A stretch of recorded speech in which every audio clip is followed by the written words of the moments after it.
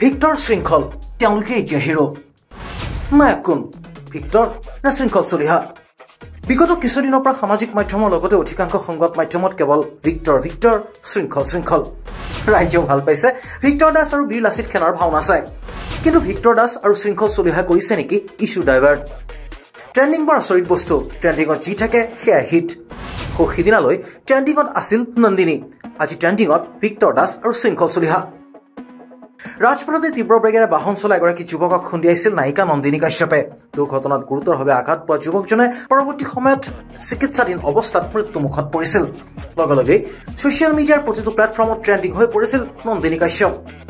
এয়া সিদিনাৰ কথাহে এতিয়া নন্দিনী পুৰণি হ'ল এতিয়া ট্ৰেণ্ডিঙত ভিক্টৰ আৰু শৃংখল চলিহা কেতিয়াবা ভিক্টৰক শৃংখল চলিহাই ধমকি দিয়ে কেতিয়াবা আকৌ ভিক্টৰে দিয়ে ধমকি কেতিয়াবা আকৌ বীৰ লাচিত সেনাই ভিক্টৰক হুংকাৰ দিয়ে কেতিয়াবা আকৌ ভিক্টৰে মুঠতে এনেদৰেই চলিছে ভিক্টৰ আৰু বীৰ লাচিত সেনাৰ নাটক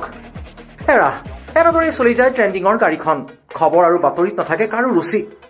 কেৱল সকলোৱে বিচাৰে ভিক্টৰৰ গালি খপনি আৰু শৃংখলৰ দাবী ধমকি যেন ট্ৰেণ্ডিঙৰ খদমদমত সকলো বিষয় পিছ পৰে কেৱল ৰাইজক লাগে অসহিষ্ণুতাৰ প্ৰতীক যেনে ভিক্টৰ আৰু শৃংখল